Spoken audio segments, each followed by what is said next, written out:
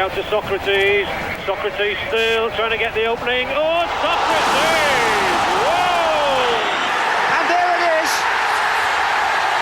The crazy gang have beaten the Culture Club. Maggie Thatcher, can you hear me? Maggie Thatcher, your boys took the hell of a beating. Your boys took the hell of a beating.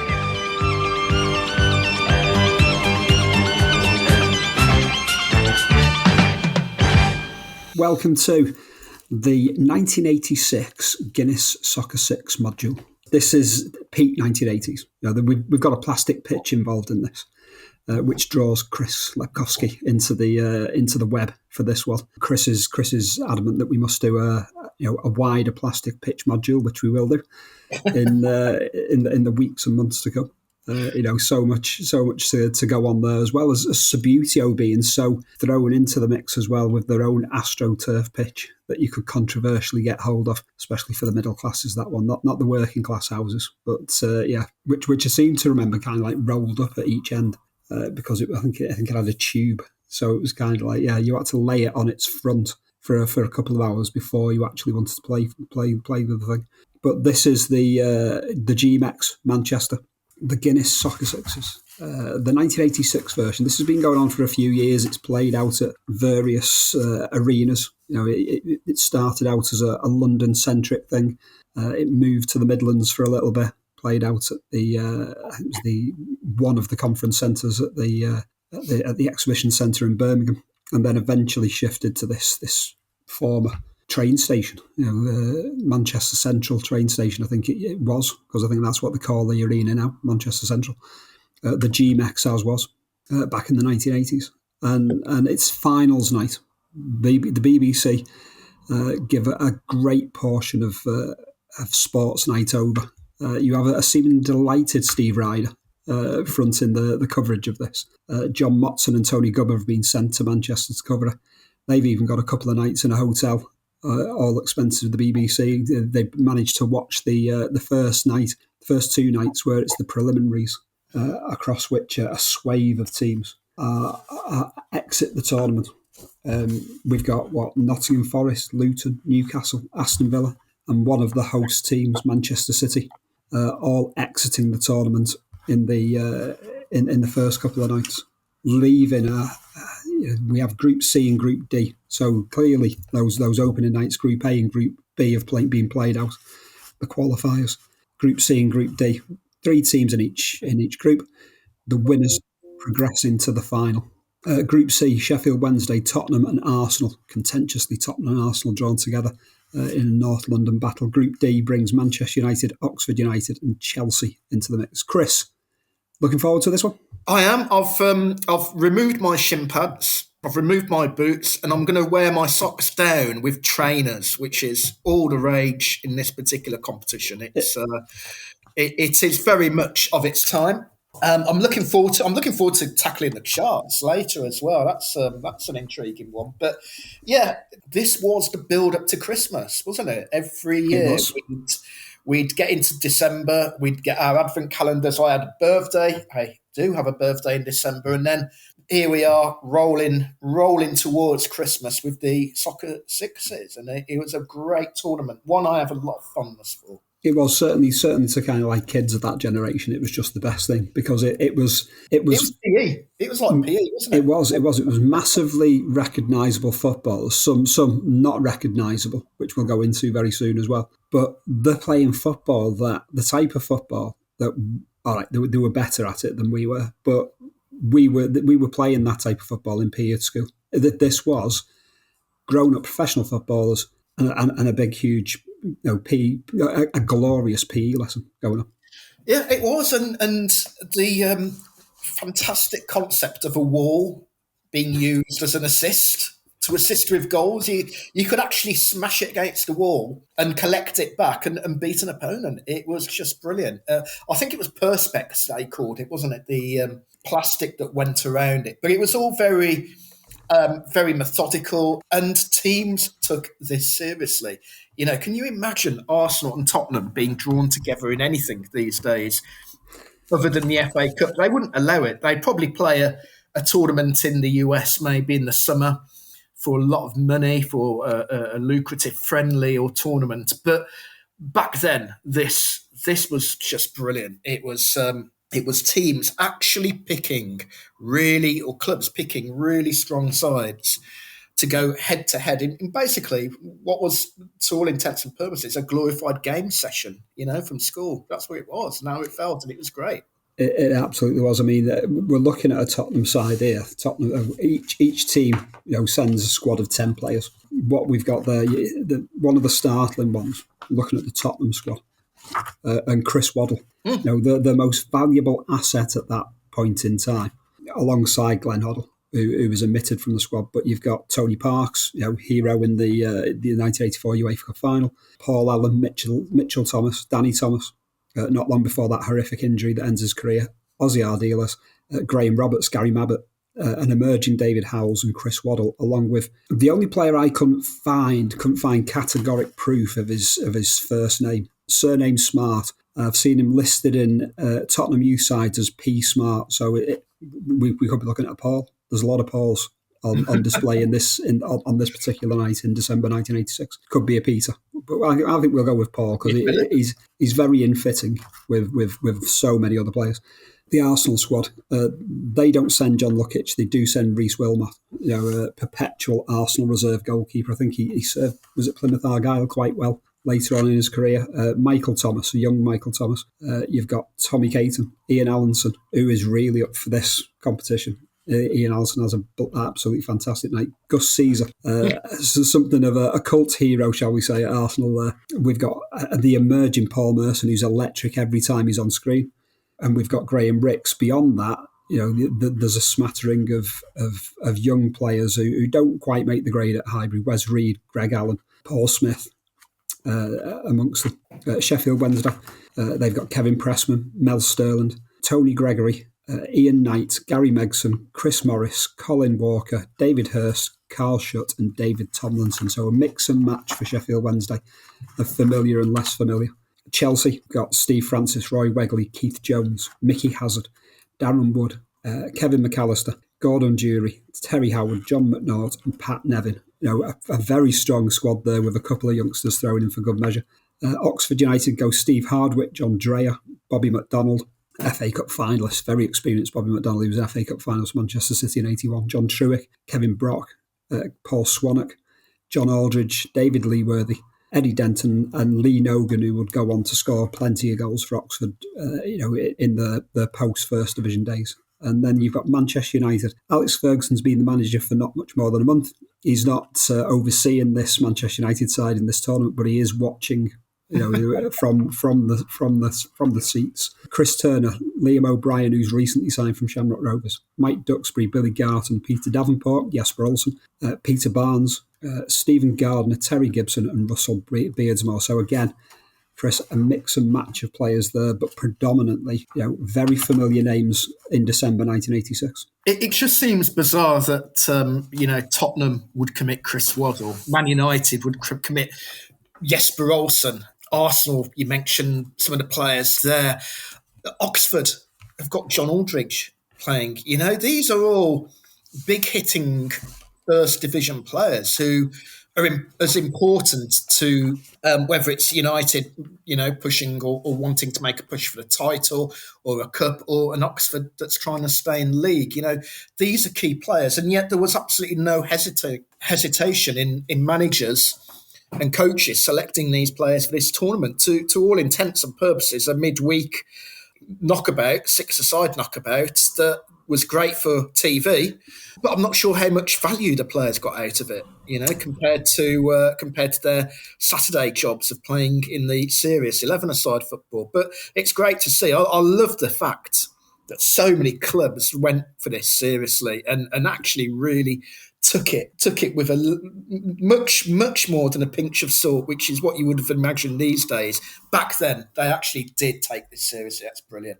Oh, they seriously did. And you only have to watch the footage. The footage of this is available on YouTube. The whole of the finals night, from the introduction of Steve Ryder, who goes through the rules of the game, this variant of football, all the way up to the trophy being lifted. We'll not give a spoiler too soon if you don't know the outcome of this one. You might know the outcome of this one, you might not. I'd totally forgotten the outcome of this one until I watched it.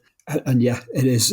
What's highly noticeable, the opening game, Manchester United, with a vociferous backing as expected in the crowd.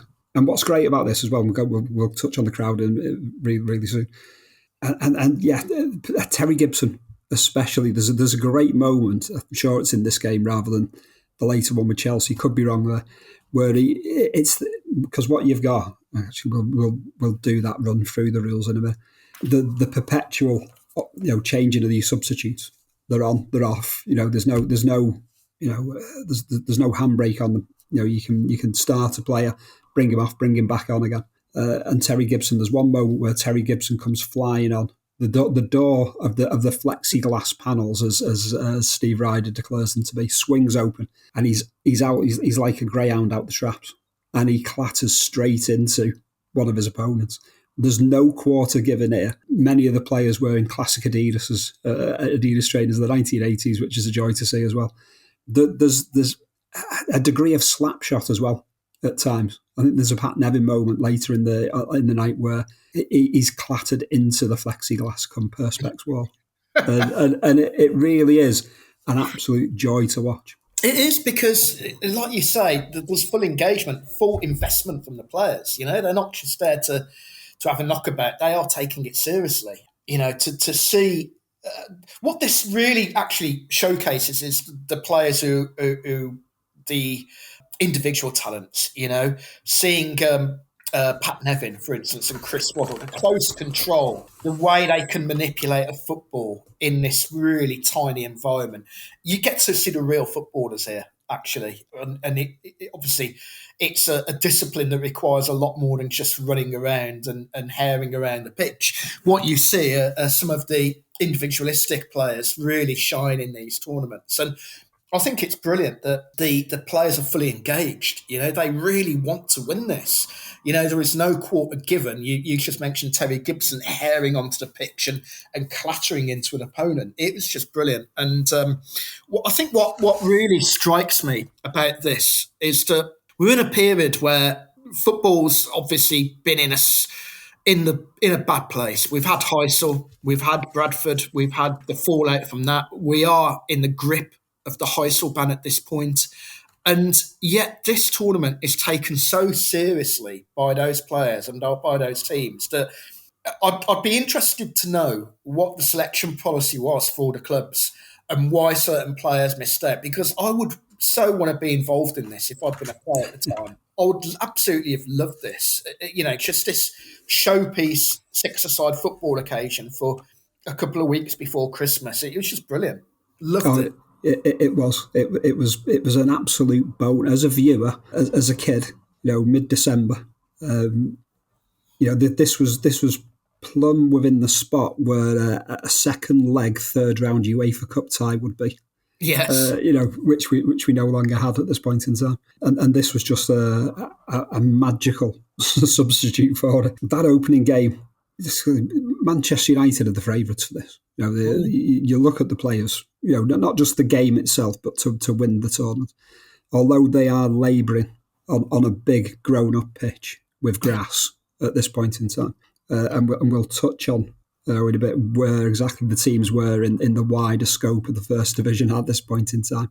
But yeah, you're spot on in terms of, you would want to be involved in this. If you're Glenn Hoddle, you would want to be involved in this. It's no surprise that we've got a Mickey Hazard in there, for Chelsea, for Chelsea, and all of this. There's some wondrous skills and touches, and the speed of everything as well is absolutely wonderful. A quick nod towards the rules of the Guinness Soccer Sixes, Atari Soccer Sixes as well as they would be.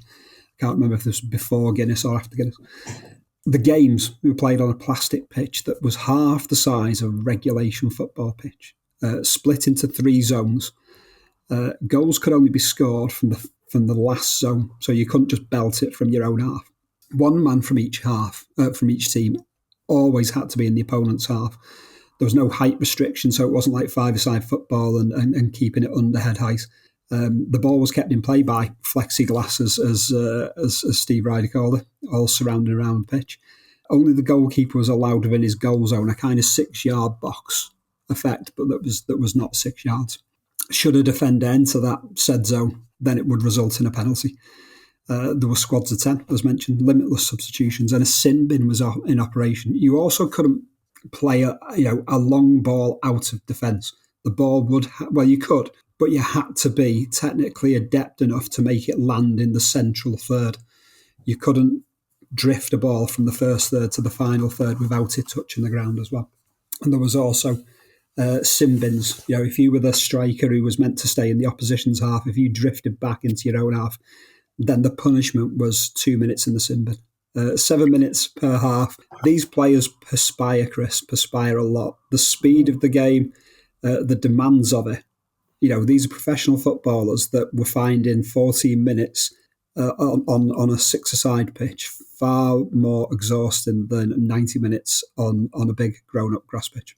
Absolutely. It's 100 miles an hour, isn't it? It's you see the players charging around, and it is a little bit like kids football, playground football. You're trying to chase every ball. You're wanting to completely dominate the game, and because of the size of the pitch, because it's such a condensed pitch, it requires a lot of action. It requires a lot of all players are involved pretty much throughout the game. There's no hiding place. Not like a grown-up pitch where you can maybe stick yourself out on the wing for 10 minutes, have a break, have a fag, whatever, or goal hang or drift away from where the action is.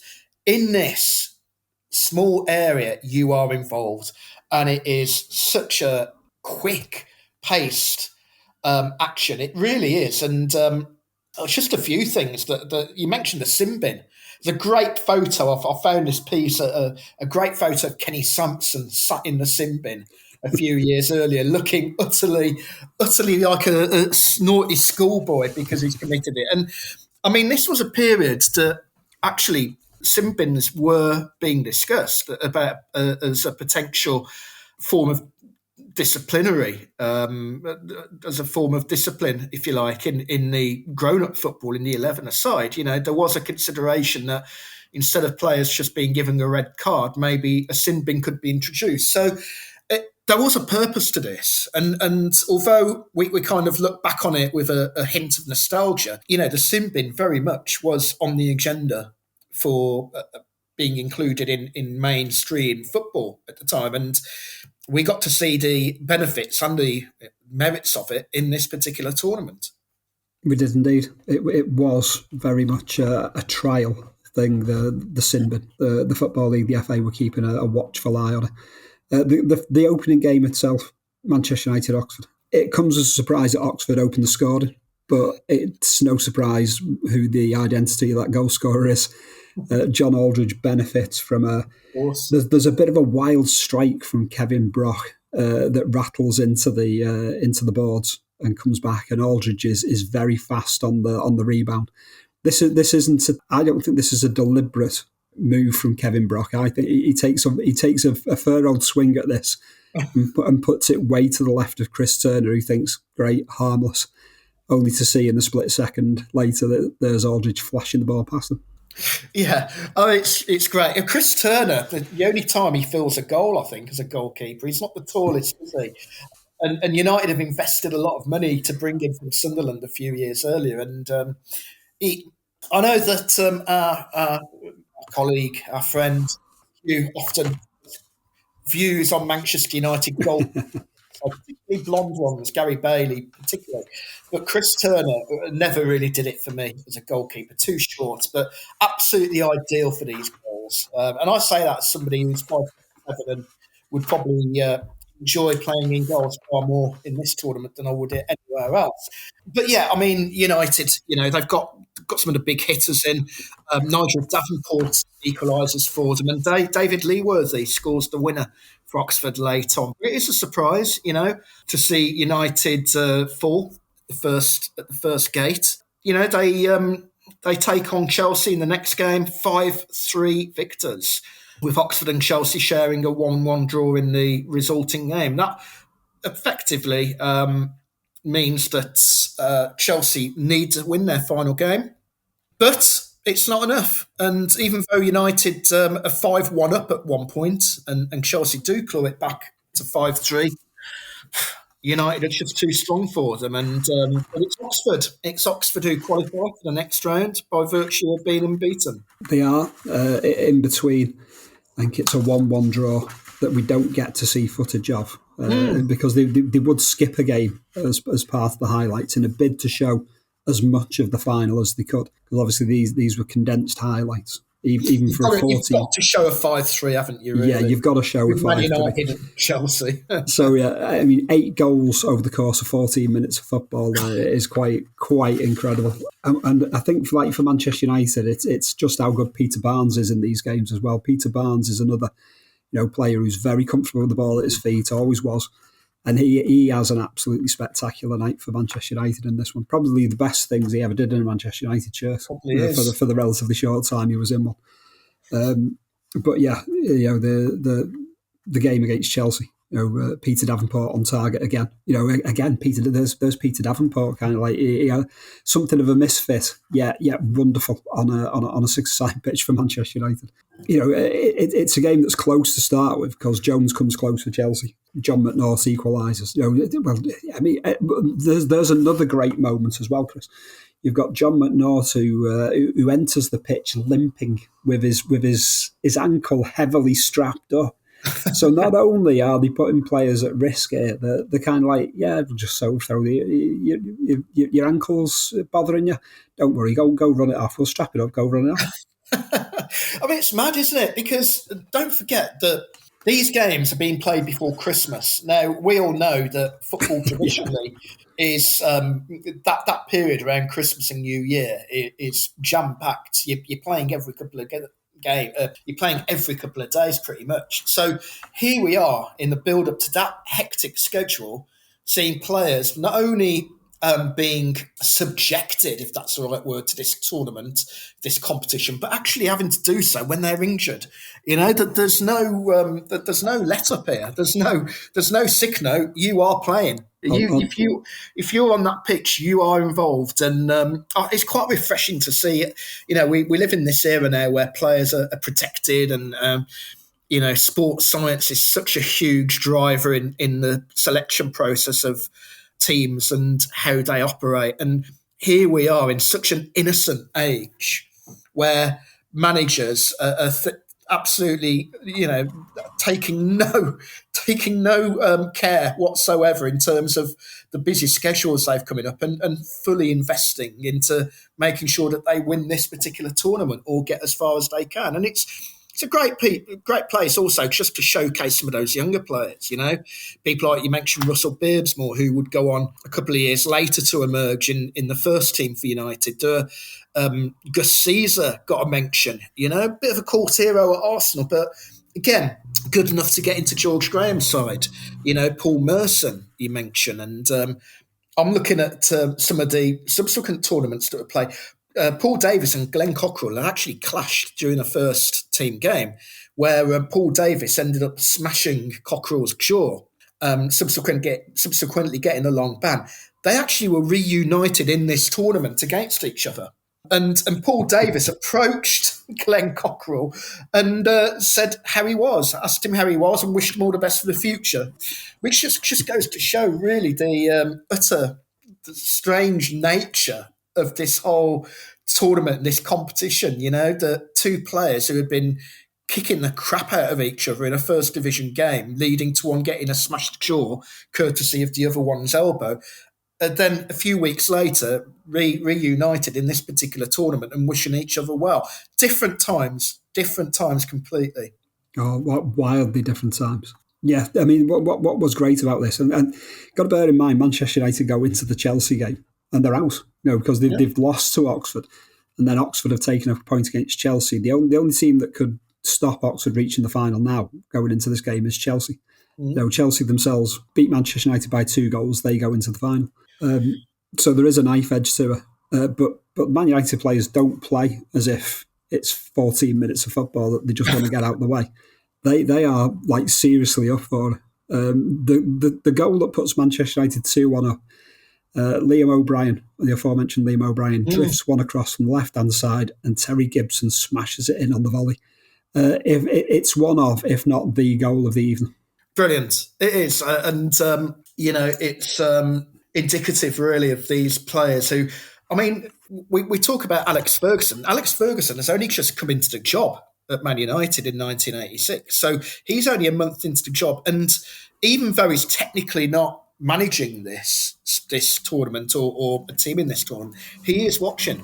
And, this is a chance for those players who maybe feel that their futures might be in doubt. I mean, to all intents and purposes, Terry Gibson was a footballer who could probably be deemed to have been a little bit fortunate, shall we say, to play for Man United. He happened to be right player at the right time for Ron Atkinson, and he was brought in. But here he is trying to prove a point to the guy watching him, Alex Ferguson. I am good enough to play for this team. Well, we've got the youngster Liam O'Brien, you mentioned, Russell Beersmore as well is in there, and it's important for them. And the other interesting thing about this, and you mentioned that Oxford are pretty much already sat waiting for the result of this Man United-Chelsea game. Manchester United say fly into a 5-1 lead. There's a great run and finish by Jesper Olsen, which is another fine goal. Gibson scores again after Beardsmore comes close to make it 4-1, and then Billy Garton makes it 5-1. This is one of the great things, is that there's a degree of total football at play, because to give the attackers a breather, they drop back into defence into their own third of the pitch basically, and the defenders will plough forward. We'll come to it, but Gus Caesar makes himself quite the hero in Group C, as well. So there's Billy Garton, an unexpected goal scorer, but Chelsea's two late consolations, no surprise who they come from. It's Mickey Hazard with one and Roy Wegley with the other. It's the ball players who are having an absolute masterclass of an evening. My mind can't compute Roy Wegley playing for Chelsea in 1986. I find that astonishing. Roy Wegley was a QPR player. He played for Coventry as well in the 1990s. Yes. Yeah. I just can't picture him playing for Chelsea until I actually watch this. And it's a great goal. And he looks such a stylish player, an elegant player. Mickey Hazard is another one. I mean, Mickey Hazard was one of those... Loved Mickey Hazard. He was one of these players who you always felt probably should have been more than he was.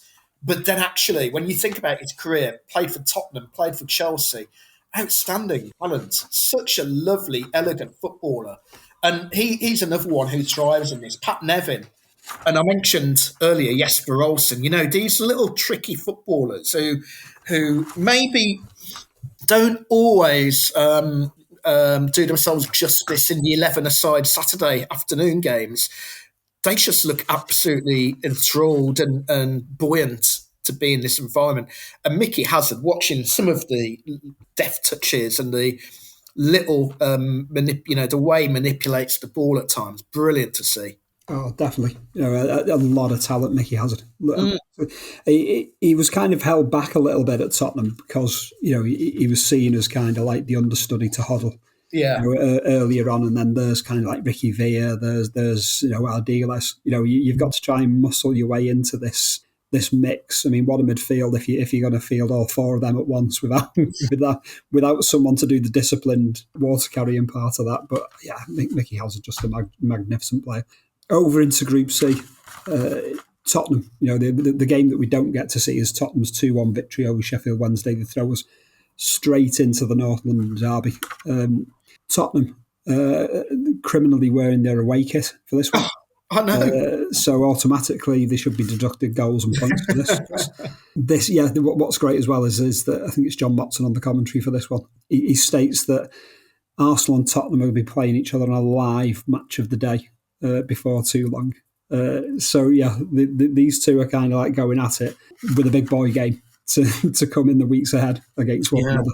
Tottenham, having won their opening game, all they've got to do is beat Arsenal and they're into the final. There's an early Arsenal goal disallowed. Allen deemed to have encroached in that goalkeeper's zone, but he's not meant to. Wilmot, was forced into saves at the feet of Howells. Phil Parks is Tony Parks is throwing out epic saves, and then Tottenham go 1-0. It's Roberts off the boards, and again, sure enough, and there's Howells making it 1-0. All looks rosy for Tottenham at half time. They've got 1 foot in the final, Chris. Surely Arsenal can't make their way back into this one. They do. Ian Allison and the hero Gus Caesar. It's quite amusing. I mean, we talk about things being very Tottenham-like, even to this day. But this is the year that Tottenham will end up losing pretty much every major game, I think, against Arsenal, including the Littlewoods Cup semi-final, when they famously announce that fans can buy tickets for Wembley, a tannoy message that drifts back to the Arsenal dressing room and is used by George Graham as impetus to turn it around. And this is just that first game, isn't it, of between these two of that season that just, again, the rivalry. I mean, these are two good teams. You know, Tottenham would finish the season in third. Arsenal would win the Littlewoods Cup later that year or later that season.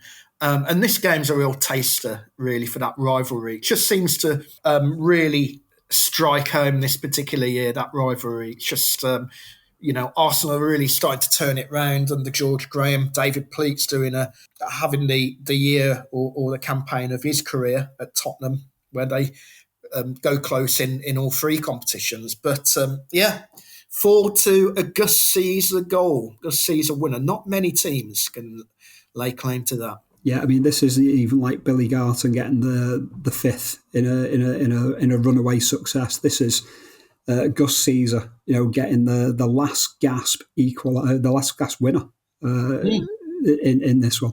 It's a fine goal. I mean, it comes from an Ian Allenson corner. If the balls went too high over the perspex, then you would actually get a corner. That was the way it works out. And Allenson's got the equaliser, and he's the key to the winning goal. And there's Gus Caesar, not only scoring as Billy Garton did for Manchester United, but scoring a last gasp winner to deny Tottenham a place in the final in a six-a-side North London derby. I'm not surprised that Gus Caesar goes on to be a cult hero amongst the Arsenal supporters. Definitely not. I mean, his time would come, but to do that, to score against Tottenham, that's kudos, isn't it, for you if you're an Arsenal player? It's great because Arsenal then obviously need to avoid defeat against Sheffield Wednesday to reach that final. Wednesday, they need a win by 2 goals. So, it's all set up for another high-scoring game. And we've got to remember, by the way, we've mentioned the rules, but these games have also been refereed by top-flight referees. Yeah. So, they're taking it seriously as well. But Arsenal, in that second game against Sheffield Wednesday, they are just brilliant. I mean, Allenson, who we've already mentioned as being one of the scorers against Tottenham, Paul Merson, brilliant. Michael Thomas, they really do stand out. And really, they're giving us a taste of what's to come later in their careers in many respects, because although we mentioned some players who are well established within their first teamers already, this is also a platform for some of these youngsters who we don't yet know much about, just to show really what they can do. And Paul Merson, as somebody who is so good on the ball, absolutely thrives in this particular game. He does. And the thing about Paul Merson at this point, as our commentators tell us, is that Merson's not started a first-team game for Arsenal at this point in time. Is the sum total of his Arsenal first-team career so far has been, one substitute appearance. It's stunning stuff. I think Michael Thomas is 19. So while there's recognisable names in December 1986, these are massively inexperienced players, but with rich potential. And the just like you've got Alex Ferguson perusing some of his players on the six-a-side pitch. You've got George Graham, bullish enough to throw. And Arsenal, the holders going into this tournament as well. They'd won it the previous year. And this win, and it sets them up to take on Sheffield Wednesday. And Sheffield Wednesday go into that final game still in with a shout, bizarrely, because Tottenham have won one, last one. Arsenal have won one. Sheffield Wednesday have lost one. If Sheffield Wednesday can turn Arsenal over, all three sides, finish on level points, and it's down to the random generators of goal difference and etc. But very much like Chelsea against Manchester United, Sheffield Wednesday can't hold a candle to this Arsenal side. 7 goals in this one shy of what Manchester United and Chelsea provoke. But it's on average it's a goal every 30 seconds, Chris. This is the traditionalists hated it. Plastic pitch, goals every 30 seconds, sin bins, 3 zones, flexiglass. Yeah. It's everything that what's notable as well is that I had a look amongst newspaper archives, and none of the papers were willing to report on the soccer sixes. I find that so sad. Yeah, that's terrible. It goes to show that how it was split, really, because Sports Night are devoting coverage to it. They've sent their top boys, John Motson and Gubb. Was it Tony Gubber, I think you mentioned? Yeah, Tony Gubber and John Motson, yeah. Yeah, had gone up to commentate on this. Some of the top first division referees are there. Teams are committing some of their first team squad. And nothing in the press. I find that incredible, actually. And, these days, not that a tournament like this would ever happen during the teeth of the season, of a football season these days. But can you imagine now a Manchester United or Arsenal going on a tour and it not being reported? It just wouldn't happen. There's so much focus now, even on pre-season and end-of-season tournaments. And yet here we are, a tournament that's deemed good enough to be screened by the BBC on its flagship sports programme, getting no publicity whatsoever in the press. Yeah, we're not even talking Channel 4 here. Who'd throw it on after Brookside or something like that. And this is literally your BBC handing over a sizable chunk of Wednesday night television to six-a-side football. Arsenal, Sheffield Wednesday. Was Sheffield Wednesday still in with a chance at the interval? 2-2. Allinson's opened the scored. Finishing beautifully to the left of Kevin Pressman. Michael Thomas had almost scored an own goal at one point. It does a wonderful one where it comes across the penalty area and it kind of hits him on the shin, and he's shocked that he's so close to his goalkeeper's zone, thinking I can't go in the goalkeeper's zone, I'll give a penalty away. Yeah, he almost gives an own goal away in his haste not to give a penalty away. It's a piece of utter magic. Kevin Pressman and Reece Wilmot both in action. Carl Shutt scores the equaliser. And then it's a tap in for Merson. And then you've got Shutt again. Carl Shutt was one of those strikers like an Imre Varadi, both having played for Sheffield Wednesday at one point, that were somewhat nomadic in a way, but always reliable to put a ball in the back of the net. I'm not surprised that Carl Shutt could find his way around a six-a-side pitch. Carl Shutt was that archetypal striker that every promoted team wanted, because he'd guarantee you 15, 20 goals a year. So no surprise to see him scoring in this. But again, what's quite fascinating in all of these, and we've gone through the teams and some of the squads, I don't see many first-team goalkeepers being involved in this. Reece Wilmot, obviously playing for Arsenal. Who's the Wednesday goalkeeper? Kevin Pressman. So yeah, he's understudy Martin Hodge. Martin Hodge is staying home. Yeah.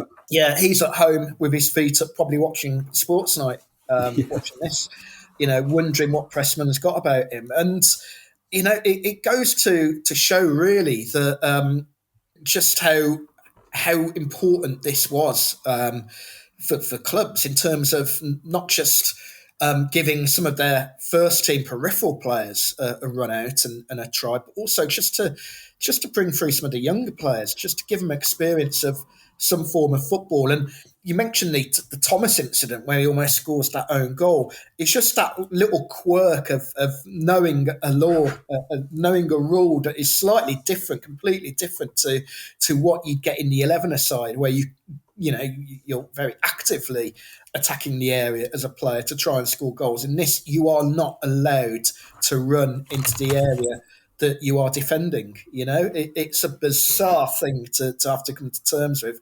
I feel so much sympathy for him in that moment. He must have been caught between smashing the ball away and knowing he'll concede a penalty or almost scoring that own goal.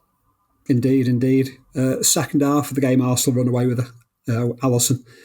Anton puts Arsenal 3-2 up. That's a wonderful goal in itself, Chris, because he takes 3 bites of the cherry to finally get the ball over the line. The chaos is so impressive. You got Michael Thomas making it 4-2. Great use of the backboards again. And then there's Paul Merson. Fine cross by Wes Reed. It really is kind of like you've Arsenal. They've won it last year. They're heading into the final against Oxford. What could possibly go wrong, Chris? It's all theirs to lose, isn't it? I mean, Arsenal look like the team to beat, but things happen in football, and it's we talk about the importance of this competition. £10,000 was given to the winners, £7,500 given to the runners up. That's obviously not going to change the fortunes of those clubs necessarily, but back in the day where attendances were in decline, where TV revenue was quite meagre compared to what it would become, £10,000, it's not something you could sniff at back then, or £7,500. So it was a fairly significant pot of cash they were playing for in that respect, given that this is a tournament deemed not worthy of even being mentioned by Her Majesty's press. So significant amount of money in that respect, but Arsenal just don't perform on the final. In the final, they just don't. They don't have the best of it. Wilmot's busiest goalkeeper, but they take the lead through Michael Thomas. Oxford come back. John Aldridge equalises thanks to a lovely touch from a John Truitt corner. And Paul Swanwick gets that winner with just 13 seconds remaining. Our very first Aguero moment back in 1986. Drama right until the end, 13 seconds from the end. It is, so late in the day. And there's a player that, we said that John Aldridge had scored the first goal of the evening. And that was totally expected. He is the unexpected contributor to give Oxford United a 1986 double, Chris. They've won the Milk Cup in April, I think it was, and here they are in December, ending the year with winning the Guinness Soccer Sixes, and coming back from behind against this talented Arsenal side. It was a magical thing. There's one moment as the game is drifting towards what everyone is expecting to be a penalty shootout. Mexican wave kicks in, Chris, all around the G-Mex. It's never a good sign, is it, when the Mexican waves start? But this is an evening where there's, say that there was a big vociferous, following for Manchester United down at one end. But this is no segregation. Supporters of all teams involved. Drifting through the G-Mex that night, not an ounce of trouble. It's a party atmosphere. It's almost like vaguely, a template to how darts atmospheres. There's a lack of human crayons. I will throw that in. There's none of that. But this is what, 2 weeks prior to Christmas. Everyone's getting into the party mood at the G-Mex, Chris. Absolutely. Everyone's got the out of office on long before we have out of office. It does feel like we're steamrolling to head towards that festive programme. I find it fascinating that going back to your earlier point about the lack of press interest, I do wonder if the Mirror was summoned to cover this, at least by Robert Maxwell after their success. You rightly state they've won the 1986 Milk Cup, which was a brilliant success. And, one of the downfalls for a club like Oxford, of course, was the lack of European football that they would have brought to Manor Ground in this particular season. So to win this, as much as it was probably a tournament that maybe falls off the radar a little bit when you think back to it, it does go to show really just how brilliant it was for Oxford to win this, to not only get one over Arsenal, but got John Aldridge on the one hand, who's a year away from joining Liverpool in a big money move, and then you've got Paul Swanwick, who, quite frankly, I've never heard of. I've no memory of him whatsoever, and he's the hero of the day. He's the guy who gets the winner 13 seconds from the end. He is. It's a bit like the workaday golfer sinking the winning putt at the Ryder Cup for Europe. That's no one's heard of. Certainly kind of like floating sports viewers. Golf aficionados will know exactly who Paul Walton is and stuff like that. But yeah, nobody who just kind of like tunes in for the Ryder Cup and the majors has any idea who this particular player is. But there he is, sinking the putt with 13 seconds to go to give Oxford United a memorable victory. Just utter gold. Find it on YouTube. It's just brilliant. Me and Chris will be reuniting at some point soon for the 1988 version, which is also available in full on YouTube. Interesting headlines surrounding, in the build-up to this 1986 Guinness Soccer Sixes. On the Sunday, I'm presuming this was a live game, or I'd have to check it out. But Manchester United and Spurs have played a slapdash 3-3 draw, Chris, which has had Alex Ferguson pulling his hair out. Chris Turner, who is on duty for Manchester United at the Soccer Sixes, is blamed for 2 of the Tottenham goals. It's a game of glorious chaos.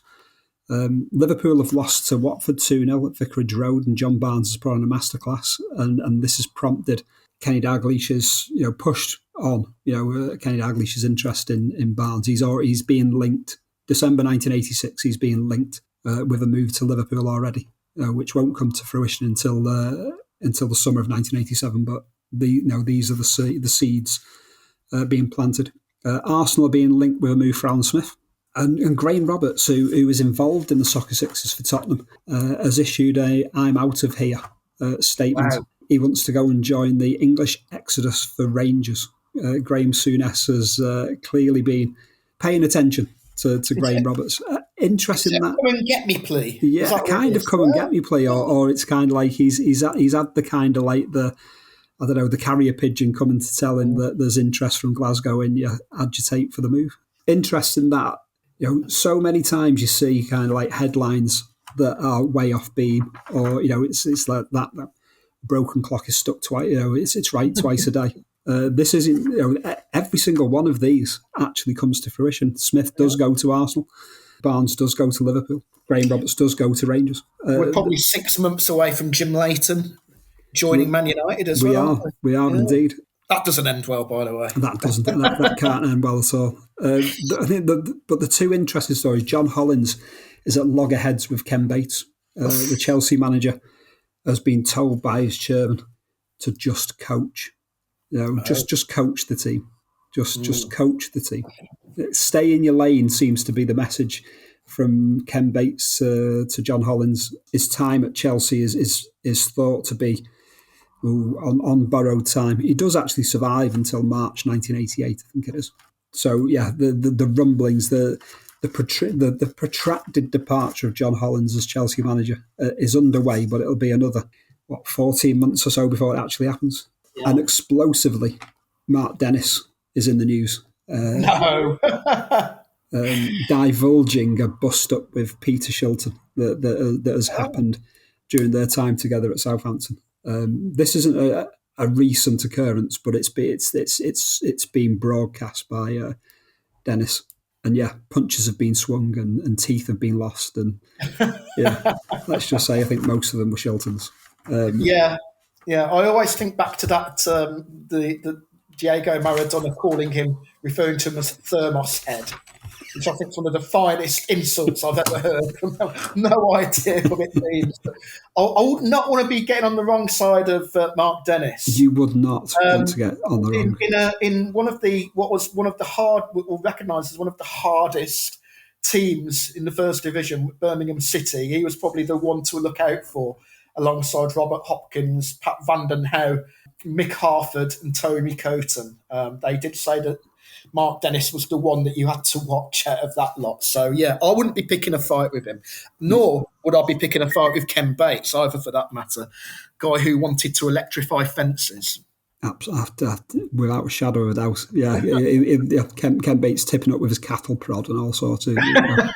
You just would not. Yeah, I mean, you're talking kind of like pay per view. That would have tempted me. I think there. Chris, the coverage of the Soccer Sixes isn't on until 10:25 on Sports Night. It's going to be a late night for on a school night, but it's well worth it. Up until then, what are we going to be watching on TV? I mean, if you're just coming in from school, you've got the BBC's children's television options are the horrific Penny's House for 10 minutes at 10:04, Animal Fur for 5 minutes, Rocky and Bullwinkle at 4:05, Heathcliff and Co, followed by Heartbeat at 4:30. Newsround then The Children of Green No. Not a clue about that one. ITV are instead giving you Thomas the Tank Engine at 4, the Telebugs at 4:10, Swallow at 4:20. No recollection of that. Hold Tight special with music from the House Martins, who modestly rank themselves the 4th best band in Hull. We do temptingly have Blockbusters at 5:15, Chris. Slim pickings there, really, isn't it? I've never really got into Heartbeat or Take Heart, mainly because I couldn't draw very well. I did quite enjoy Mr. Bennett, the slightly mad bloke who used to hang around. But Mr. Bennett and Morph. That was it, yeah. And the theme tune to The Gallery. They were the reasons for watching Heartbeat or Take Heart. Actually, just spotted now on BBC Two, Sports Afternoon. So if we were off sick, we would have had a good one there. And that's actually given us indoor football from Manchester. So we would have seen a few of the opening night highlights there on BBC Two. Watching BBC Two. I think a day off sick and that's Into the evening, we've got MASH at 9 o'clock on BBC Two. Wogan has both Jonathan and David Dimbleby, Victor Borger and Patrick Malahide. We have The Close Show, fronted by Selena Scott. Dallas. And still we wait for Bobby and Pam to retie the knot. I suppose the news of Jenna's pregnancy is bound to cause a few ripples, but surely the binge must go ahead. Just think of all the time and money Miss Ellie's invested. So that's big stuff. You've not really sold Dallas to me, despite all of that. Well, ITV, you've got This Is Your Life, you've got Coronation Street, Strike It Lucky, and the Benny Hill Show with the Equalizer at 9. Okay, that's better. It's not a bad. Edward Woodward, not a bad list. If you go in esoteric, BBC Two, you've got the Pasadena Roof Orchestra, followed by Out of Court, and Channel 4, we've got Looking into Paintings and the New Enlightenment. Beware of governments bearing gifts, warns Professor Kenneth Minogue. Any relation to Kylie? We couldn't possibly say. Anything in particular there, Chris? I think I'm not sure about BBC Two's selection there. I'm going to stick with the Equalizer, I think. Bit of Edward Woodward. What was on before that? Corrie and Strike It Lucky? Yeah. Michael Barrymore. Michael Barrymore. It was, wasn't it? Yeah. I remember that. Yeah, you had to. You could either win a prize, win money, or hotspot. If you got hotspot, that's right. You were finished. Yeah. Top, middle, or bottom. That's it. Top, middle, or bottom. Yeah. Yeah. The Equalizer, the gentleman vigilante cares for a special agent in danger and still finds time to help a young boy being bullied by other kids. Is there nothing that Edward Woodward could do, Chris? I mean, the guy was a legend, wasn't he? An acting legend. And I do remember watching The Equalizer quite a lot, actually. It was a bit. It reminded me like a sort of English version of Charles Bronson. Yeah, it was good. It was good. I don't remember that episode, but I do remember watching it. Yeah, The Equalizer was on our house quite a bit as well. Great theme tune. Great theme tune. A truly very great much theme of its tune. time. Yeah. Very much. I sent you. Well, if the TV isn't showing any interest for you, Chris, we could go for an early showing at the cinema. Oh. Before watching the Sixer side. I sent you a link to the domestic US box office for December 1986. We've got quite the selection there. We seem to have 35 movies to pick from. Anything that's tempting you there, Chris? There's a few things. Crocodile Dundee. Yep, number 4. Which I'm a big fan of. I thought that was brilliant. The Colour of Money rings a bell. Was that with Paul Newman, I think? Yes, it was. About Paul, was it? Or it was Gambit? Poole, wasn't it, I think? Yeah. Yeah. Top Gun, of course, which is still knocking around. Yeah. Soul Man, further down. Yeah, number 18. Platoon, which I do remember watching. Platoon. Not a lot else there that takes my fancy. I think I'm going to go and watch Crocodile Dundee at the local cinema. Crocodile Dundee, good choice. Yeah, I did like the lady in that, his wife actually. Yes, Linda Kowalski. Yes. Yeah. I agree. I'm definitely watching that. I definitely agree on that one. A few other films to throw into the mix there. At number 20, Jumping Jack Flash rings a bell from somewhere. Yeah. We've got Stand By Me, which I never watched. One of those big movies I never watched. Macaulay Culkin in that one? Does he as a kid who kind of like gets stung by bees or something? And it's like a Passage of Rights type of movie, which I never watched. Yeah, that rings a bell. I'm trying to think who was in that. Was it Macaulay Culkin? Was it River Phoenix was in that, wasn't he? Corey Feldman. Yeah, that was it. I do remember that. Yeah, it's all the young sort of kid actors who are growing up, especially poignant, obviously, given what happened to River Phoenix. But yes. I do remember that. Yeah, absolutely. We also had Peggy Sue Got Married, I think was quite a big one. Again, another one that I didn't watch. Little Shop of Horrors. The Three Amigos, I can remember being huge at the time as well. Yes. Which was what Chevy Chase, etc. The actors who rode into the Mexican town to, thinking they were on a Steve Martin. Steve Martin. Yeah. They were doing a personal appearance, but they were expected to save the town. The Golden Child, Eddie Murphy. Heartbreak Ridge, which I think was one of these mid-1980s Vietnam kind of biopics. And Star Trek for The Voyage Home. Not for me. Not for me. I don't know if I was never a Star Trek fella. Defiantly Star Wars, Chris. Defiantly Star Wars. So plenty to pick from. And final, save the best to last, Chris. The music. The top 40 on the day of the 1986 Guinness Soccer Sixes finals night. What are you illegally recording from the Radio 1? Well, I can tell you what. I can tell you what I won't be recording at number 40. Status Quo in the Army now. God, Don't Give Up by Peter Gabriel and Kate Bush. Now, I don't mind Peter Gabriel, Gabriel and Kate Bush, but I don't like that song. Cliff Richard is in there, of course. Walk Like an Egyptian. I always associate that as 1987, but it is in this chart. Big Fun. The Gap Band Candy by Cameo. The theme tune to Brushstrokes, Because of You, Dex's Midnight Runners.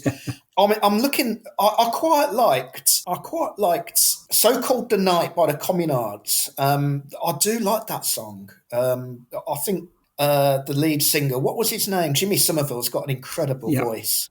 So I do like that. Oh, I'm giving Berlin Take My Breath Away a swerve. I can't stand that song.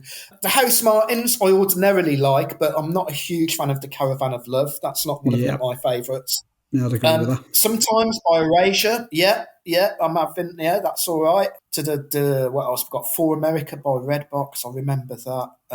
War by Bruce Springsteen. Is This Love by... there's some good songs in that. Some songs I wouldn't, a few too many Status Quo songs in there. Shake is in there with Because I Love You. I don't remember that at all. Yeah, there's Kenny Loggins, 45, Danger Zone. Yeah, that is a guilty pleasure, I must say. I do like that song. Bit of Samantha Fox, no, thank you. Santa Claus is on the Dole by Spitting Image. I do not remember that at all. Yeah, there's a few in there. I'm definitely won't be waiting for the number one at the very end of the chart, final countdown. That is just one of those songs. It's some really bad Euro pop, isn't it? It's horrible. Euro rock. It's not for me. Totally agree on all of your thumbs up and thumbs down ones there, Chris. But it's a partially frustrating top 40. Like you say, Caravan of Love by the House Martins. Love the House Martins, but not that song. Yeah, it is a frustrating chart. There's some good groups and good singers. There's some good stuff in there. But yeah, some of the songs are kind of like, that's not your greatest. That's not your greatest tune. Is This Love by Alison Moyet for the Vicarage Road? I think that's the Vicarage Road scoreboard on the video for that one. I'm pretty sure of that. Oh, is that right? I didn't know that. Yeah, I'm sure that is. Yeah. I mean, there's a song here, "Shake You Down" by Gregory Abbott. I've got no recollection whatsoever of that. The Skyboat song with Roger Whittaker and Des O'Connor again. I mean, this is a period actually where a lot of the songs are kind of. I mean, "Reet Petite" by Jackie Wilson is back in the charts. There's a lot of re-releases, mainly through jeans adverts and other commercials that sort of reappear. But there are some songs I wouldn't care if I never heard them again, quite frankly. I'll throw in "Breakout," "Swing Out Sister" there as well. I like that. There's a lot of songs in there that you wouldn't necessarily head to kind of like Spotify or your record collection to make a beeline to listen to. But if you tripped across them on the radio and you've got your hands on the steering wheel, you become like, actually, that's a song. That is brilliant stuff, Chris. Chris, the 1986. Give us your go-to image of the 1986 Guinness Soccer Sixes. I think it's Roy Wegerle scoring that goal and me being shocked that Roy Wegerle was around and playing football in 1986. He's just somebody I do not associate with playing for Chelsea or playing in 1986. It is one of the interesting things seeing Premier League era players being involved in this. Players that you Kevin Pressman. I mean, Kevin Pressman for me doesn't. He must have been about 12 at the time. Of this. Yeah, incredible stuff. Chris, wonderful as always. That's been the 1986 Guinness Soccer Sixes. We will reconvene for the 1988 version. Hopefully someone will put on YouTube the 87 version eventually. But I know for definite the 88 versions. A joy as always. Thanks so much, Chris. Thank you. Enjoyed it a lot. Brilliant. All that leaves me to do is say please spread the word and thank you for listening. This has been Your Boys Took Hell of a Beating, the 1986 Guinness Soccer Sixes module. Join us again next time. Thank you and goodbye.